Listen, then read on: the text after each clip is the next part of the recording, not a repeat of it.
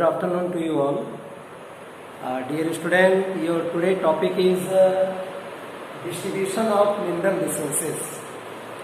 Distribution of mineral resources means resources are distributed all over the world. What are their percentage in different country? पूरे विश्व में जो खनिज संसाधनों का वितरण है वो किस रूप में पाया जाता है, क्या किसी देश में ज़्यादा है, किसी देश में कम है। तो इस टॉपिक के अंतर्गत हम इन बातों का ध्यान रखेंगे। यहाँ पे मैंने कुछ पॉइंट्स नोट किया है। First of all, distribution of minerals highly uneven. Highly uneven means any country have more concentration of minerals, beside other country have less concentration of minerals. किसी देश में मिनरल्स बहुत ज़्यादा है तो किसी देश में मिनरल्स बहुत कम है। तो इस सेंस में ये बात आती है कि the distribution of mineral is highly uneven in the world. Second, depends on the type of rocks. As we know there are 3 types of rocks, sedimentary rocks, igneous rocks and metamorphic rocks. These 3 type of rocks determine the presence of minerals. ये 3 प्रकार की जो अलग अलग चट्टानें हैं, sedimentary rocks औषधि चट्टानें जो एक्शन के रिवर के एक्शन से बनती हैं। दूसरी तरफ igneous rocks जो वोल्केनो इरप्शन से, ज्वालामुखी के फटने से बनती है। थर्ड आपका है मेटामॉर्फिक रॉक्स, रूपांतरित चट्टानें जिनका रूप चेंज होने से बनता है। जैसे लाइमस्टोन में, चूना पत्थर में अगर हाई टेम्परेचर और हाई प्रेशर पड़ेगा तो लाइमस्टोन मार्बल में चेंज हो जाएगा। तो ये डिपेंड करता है कि किस कंट्री में कौन सी चट्टानें ज़्यादा हैं। If any country have more concentration of igneous rocks and metamorphic rocks then same country have except fossils fuel other minerals. Means वहाँ पे फॉसिल्स फ्यूल नहीं पाया जाएगा क्योंकि उस देश में सेडिमेंट्री रॉक्स नहीं है। बट बी साइड उस देश में इग्नियस रॉक और मेटामॉर्फिक रॉक है तो वहाँ पे अदर मिनरल्स पाए जाएंगे। जैसे कि नेमिंग बुक्स में दिया गया है, आयरन और लोहा वहाँ मिलेगा, मैग्नीज मिलेगा, गोल्ड मिलेगा, सिल्वर मिलेगा और लीड मीन्स सीसा मिलेगा। But beside those country which have high concentration of sedimentary rocks. As we know sedimentary rocks have different layer and such layers are created by the action of river. जब नदियां बहती हैं तो अपने action से हर साल जाकर के फ्लड के कारण एक लेयर फॉर्म करती हैं और उस लेयर में may be trapped biotic things like plant, animal etcetera. तो ये सारी चीजें उसमें दब जाती हैं and due to high pressure and high temperature these things which trap inside the surface turn into fossils fuel because earlier these are the fossils and when it turn then it's known as the fossils fuel. तो जिस देश में sedimentary rocks होगी उस देश में fossils fuel पाया जाएगा, मीन्स जीवाश्म ईंधन पाया जाएगा। जैसा टर्म है जीवाश्म ईंधन, जीवाश्म मतलब जीवों का अवशेष और फॉसिल्स की मीन्स वही होता है। Fossils means the remaining part of plant and animal. तो these things turn into the fuels which is known as fossils fuel. Another term is written here placer deposit. इसकी हिंदी होती है स्थानीय निक्षेप या जमाव। मीन्स किसी स्थान विशेष में जब मटेरियल्स आके जमा हो जाता है तो उसको हम प्लेसर डिपॉजिट कहते हैं। अब ये क्लियर है कि अगर कहीं पे कुछ जमा हो रहा है इसका मतलब है कि वो कहीं से लाया भी जा रहा है। तो इस लाइन को आप ध्यान देंगे। Sometimes agent of gradations. Agent of gradations means आप कह सकते हैं action of river, action of glacier, action of ocean wave, ये सभी जो है एक्शन ऑफ विंड, ये सभी एजेंट ऑफ ग्रेडेशंस हैं।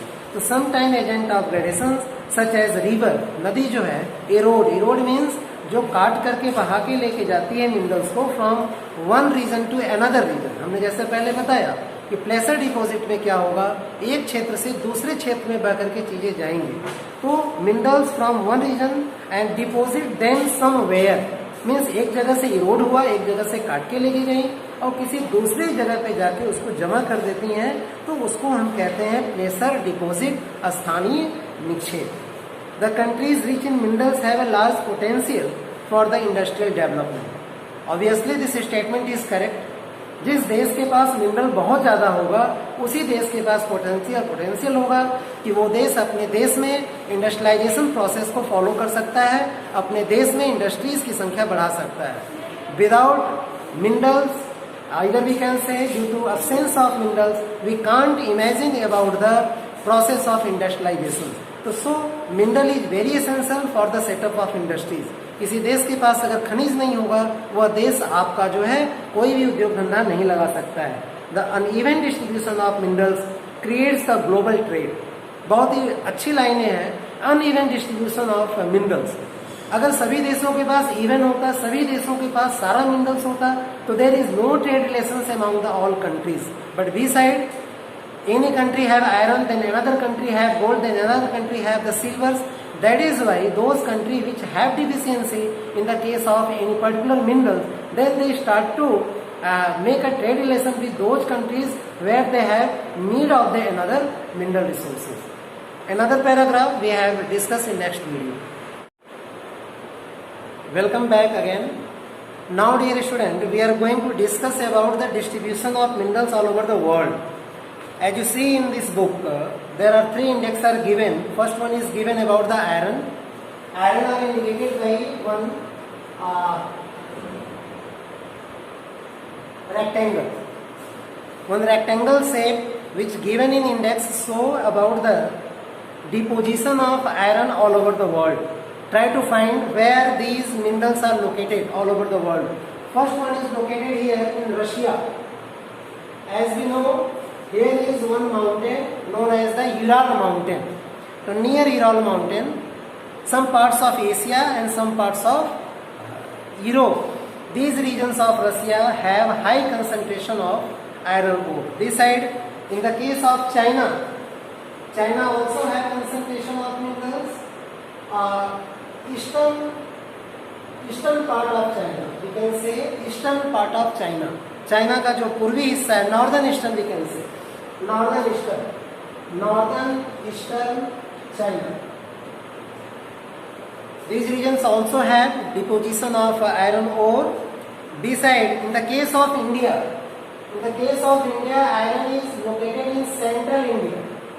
In central India, we can say these regions lies in MP as well as in Chhattisgarh and some parts of Odisha. Again, try to follow. In the case of Australia, iron highly concentration towards the completely western part of Australia. Australia के पश्चिम के इलाके में आप जैसा कि देख पा रहे हैं, मैं पूरा कवर नहीं कर पा रहा. हाँ ठीक है. तो आप देख पा रहे हैं कि वेस्टर्न पार्ट ऑस्ट्रेलिया में जो है आयरन ओर का डिपोजिशन है. और फाइंड करते हैं अफ्रीका में there is no iron ore in African continent according to your map. Again in the case of South America, again there is highly concentration of iron ore in Brazil because here is plateau area in Brazil. Remember it. Plateau area mostly have high concentration of mineral, especially iron ore. तो Brazil के पठारी क्षेत्र में भी यहाँ पर लोहा की प्राप्ति होती है. यूएसए में आप देख रहे हैं कि आयरन को नहीं दिखाया गया है. And one line which divide USA and Canada. Here is location of some lakes. And this name of the lakes are Superior, Michigan, Haru, Erie, Ontario. There are 5 Great Lakes. आप world के map में जाकर के Atlas में देखेंगे इन 5 झीलों की location. तो उसी लेक्स के ऊपर जो कनाडा का पार्ट है, वहाँ पे भी हमको high concentration of iron ore मिलता है. तो ये हो गया आयरन ओर. नेक्स्ट आपका है कॉपर. अब हम कॉपर को देखेंगे कि दुनिया में कॉपर कहाँ पे है. कॉपर का इंडेक्स है ट्रायंगल.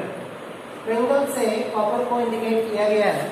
तो जहाँ पे रूस में आयरन था, वहीं पर उसके नीचे इलाके में कॉपर पाया जाता है. चाइना में लोकेशन चेंज हो जाएगी. चाइना में southern eastern part, northern eastern part, China में साउदर्न ईस्टर्न पार्ट में कॉपर पाया जाएगा, दक्षिण पूर्वी इलाके में. ऑस्ट्रेलिया में कॉपर मिनरल्स ज़्यादा है. यहाँ हम देख पा रहे हैं ऑस्ट्रेलिया में northern part as well as southern part, both regions have highly concentration of copper. This side, Africa also have high concentration of copper, especially near the Zambia and Democratic Republic, which is also known as Congo. तो यहाँ पे आप locate कर देंगे, ये copper का belt आपका है साउथ अफ्रीका में। फिर इसके बाद हम देखेंगे आपका जो है साउथ अमेरिका। साउथ अमेरिका में दो कंट्री है, कोस्टल एरिया में है, पश्चिमी तटीय क्षेत्र में, Peru and Chile. This two country of South America also highly concentration of copper. Beside in the case of North America, तो नॉर्थ अमेरिका में हम देखेंगे southern western part of Canada. Beside United State of America USA में हम देखेंगे, Mexico में है high concentration of copper. ये पूछा जाता है कंपटीशन में, ये पूछा जाता है कि मैक्सिको में किस मिनरल का जमाव ज़्यादा पाया जाता है, तो वहाँ पे हम बोलेंगे कि कॉपर पाया जाता है। ये कुछ बेल्ट्स आपके हो गए कॉपर डिपॉजिट एरिया। नेक्स्ट आपका है बॉक्साइट। अब है कि बॉक्साइट दुनिया में कहाँ कहाँ पाया जाता है, तो ब्राज़ील में है, फिर से जहाँ पे आयरन था ब्राज़ील में बॉक्साइट होगा। एक छोटा कंट्री है, आइलैंड कंट्री है जमैका। जमैका में भी जो है आपका इंडेक्स जो आपका है बॉक्साइट का, तो बॉक्साइट आपका जमैका में भी पाया जाता है। इसके बाद नॉर्थ अमेरिका में इसकी डिफिशियंसी मिलती है, नहीं अवेलेबल है। साउथ अफ्रीकन कॉन्टिनेंट में फिर इसकी जमाव मिलेगा आपका गुयेना, फ्रेंच गुयेना भी इसको बोलते हैं, गुयेना भी बोलते हैं और फ्रेंच गुयेना भी बोलते हैं। तो साउथ अमेरिका अफ्रीका में आपका एक बेल्ट हो गया गुयेना। एक आपका बेल्ट साउथ अमेरिका में छूटा है, ये है यह आपका गुयेना है साउथ अमेरिका में। और जो अफ्रीका में आपका बेल्ट है ग्यूनिया, इसका प्रोनाउंसिएशन करेंगे ग्यूनिया।